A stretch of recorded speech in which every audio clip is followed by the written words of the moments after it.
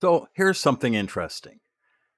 When I got back into wrestling, when I started, seriously kind of watching stuff and trying to understand what's going on, one of the things that stood out to me was one particular tag team. And it's super weird. And well, maybe I shouldn't have said super weird, but yeah, I guess maybe it's super weird. And that is Pretty Deadly. And I don't know, maybe that's a surprise to you. It's not a surprise to me. It's just so super weird. And so these two guys, okay, they're British.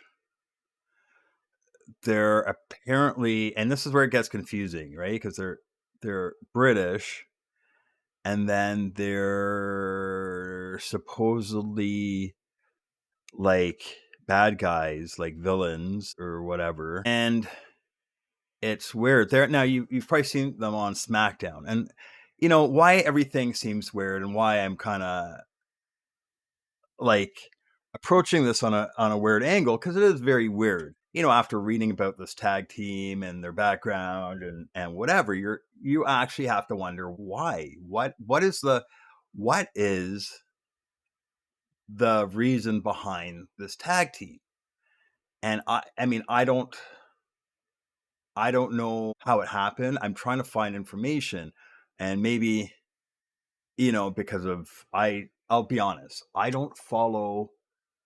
some of I don't follow any at all. Any of the independent circuit wrestling, any of the smaller wrestling circuits. Listen, I'm not like a huge wrestling fan like a lot of you guys are out there.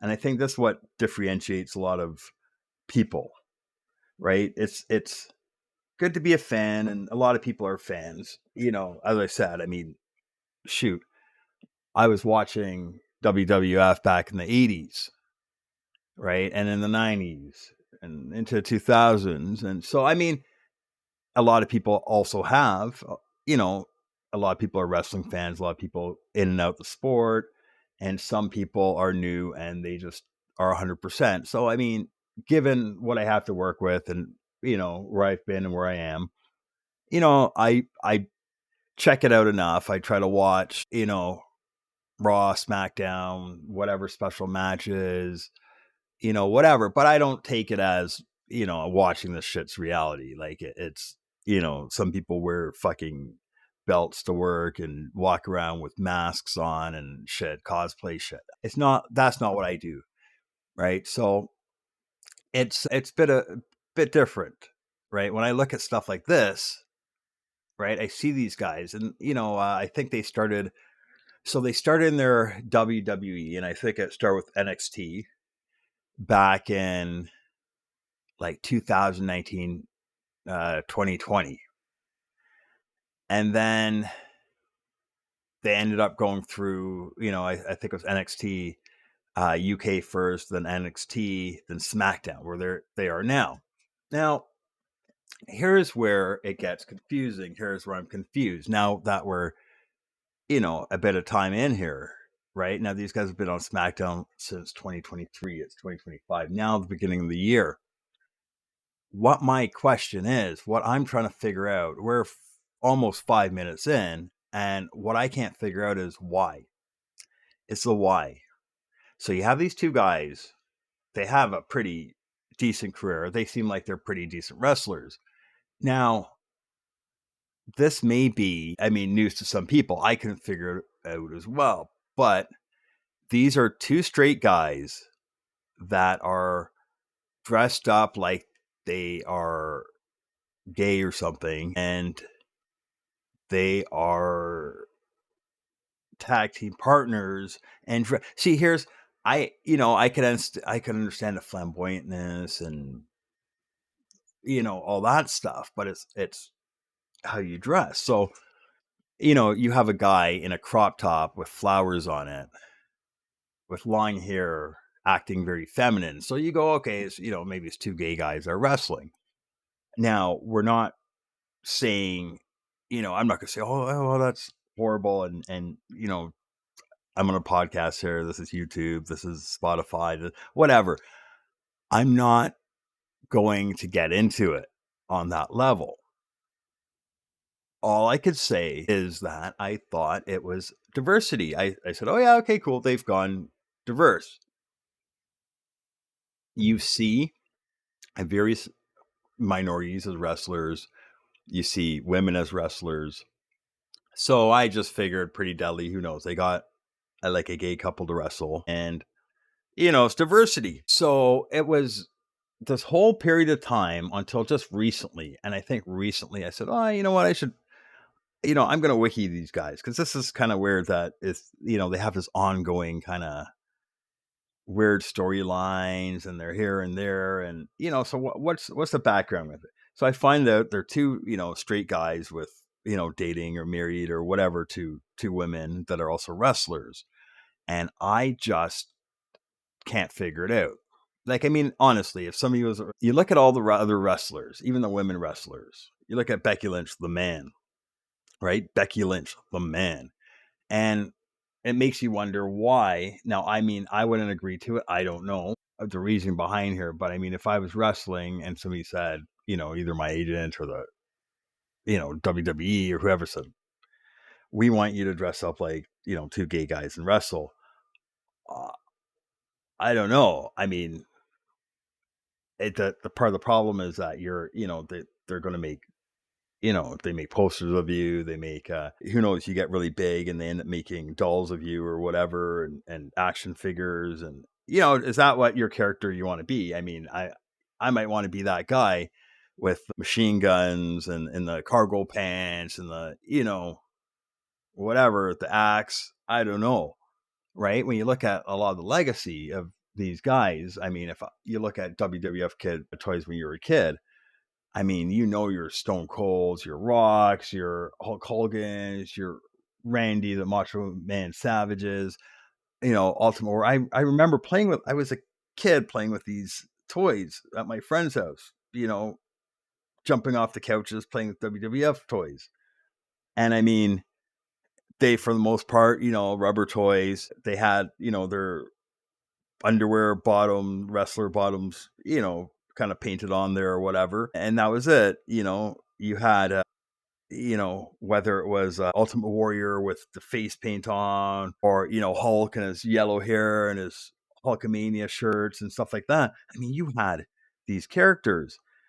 I don't know if it's something you go to the store today, you pick up your kid a pretty deadly, uh, WWF action figure, and it's a guy wearing you know, a, a bra or whatever, or a halter top, or whatever. He's wearing a thong and spandex pants. Like, it's just really weird. So I don't know what the purpose is for that, and it's something I could understand if that was the case. I mean, they if they hired gay wrestlers and they said, okay, well, we're hiring gay wrestlers, so for our gay fan base or gay kids that want to look up the gay wrestlers or whatever. But I mean, you got two guys that aren't really gay that act like they're gay.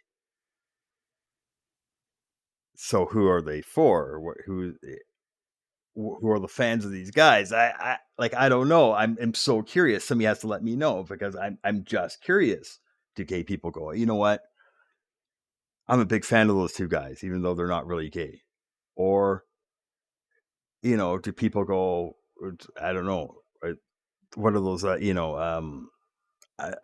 I don't know. Are they, a transgender thing? Is it maybe, a drag queen thing? What is that purpose of those characters? Does it make fun of people? Like, you know what I'm saying? Sometimes there's a reason behind certain things. So you could see why the names, why the whatever, it's certain things are done for certain intentions. You understand, Latin World Order, yes, they're, a bunch of Latino people. So, Street Profits. Well, duh, right? You know why that was? Come on. That's because, yeah, we represent the streets. They're black. We represent the streets. That's what they want to do. Okay, well, and who knows? It maybe wasn't their call, right? But they'd say, listen, you're black, and we like to relate that with the streets and street life and whatever, and profits. When you're hustling on the streets and it's all about profit, it's all about making money, street profits. And this is how they look at stuff like that. I've noticed it in some of these. They look at it and they'll go, oh yeah, some of the worst names too. Oh yeah, you're a Chinese guy. Okay, so you're Chinese. What's a good name for the Chinese wrestler here? Yeah, Wong Tong Warrior, Wong Tong Warrior. That sounds great. You're Wong Tong Warrior now. Cool.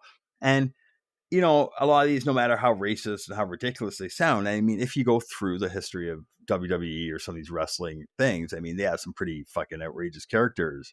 And a lot of it is, there are some that are kind of racist there, but they, kind of play that off. I mean, there were guys that especially when I was growing up, geez, they'd bring out guys and you knew they were just kind of on that whole thing, right? And you knew it, right? If you were Indian, at some point you were going to get a turban and be some sort of Indian warrior. If you were Arab, you're going to be some sort of sheik or oil baron or sheik warrior or whatever the case, right? Kingdom fucking Saudi guy, whatever, right? So they knew what was going on, right? That guy's African. He's dark. Okay, cool. Let's make him, like a village person out, a jungle village person or whatever, right? Who's the guy? They put the moon and the star on him. I can't remember his name there. So this is what they do to people. So they fit you in these stereotypes, right? Japanese guys become warrior,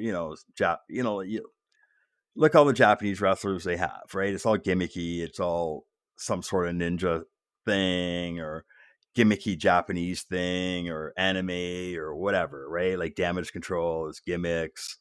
The guy spitting the ink, Sashi Nakamura or whatever that guy's name is, he's spitting ink and shit.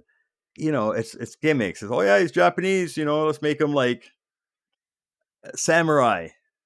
So you're always stuck in these stereotypes, and I think it kind of messes up, a few things on WWE when you're always stereotyping people, and there's no way of really knowing. I mean, I don't know. I've never heard a backstory of Pretty Deli to understand why with that particular team, they're pretty much gay. Like, I mean, or gay looking, and I mean, as I said, it's not that it matters. This is 2025, but usually you do stuff, as I said, for certain audiences. So if you could get an audience, right, and that's what confuses me with some other characters as well, as we said, going back with the Arab characters or Latino characters or whatever.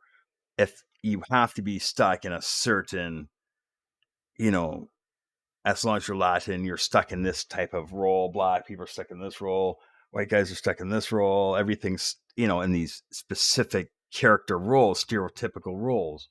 So, I mean, geez, we'll see what happens as we move along if we kind of get out of that and we see different roles for some of these guys. But until we really figure out, the next step, I'm just curious. Like, I'm just curious what, I mean, this is going to be the third year. What are they going to do with these guys? Are they still going to be like that? Are we still dealing with fake gay people? WWF, I think that's it. What is the purpose? If they're pretty good wrestlers, I don't know. It's if you're faking it, why? They're faking being gay guys. Why don't they just turn these guys around, they have some talent, turn them into a good tag team, make them act like a bunch of fucking normal wrestlers, give them a new storyline, and maybe it'll be more interesting. Now people just turn that shit off. It's just not worth watching. It makes no sense. It just makes no sense. Anyways, guys, hey, if you think it makes sense, am I blowing this out of proportion? Am I missing something? As I said, it has nothing to do with hate or homophobia or not liking whatever, right? As I said, with this instance, what is the purpose of making two straight guys dress and act like two incredibly gay guys when they're not? I don't know. It doesn't add any value to WWE. It doesn't add value to any diversity. It doesn't add value to gay people. It doesn't add value to people that want to be gay. I just like, where is the value? It's not even comedic. It's not funny. It, you know, it just, it doesn't add value. Please, somebody let me know what you think on this. Leave a comment and let me know. Give me some insight. I'm not being a dick. I just need to know. Until next time, guys, stay safe.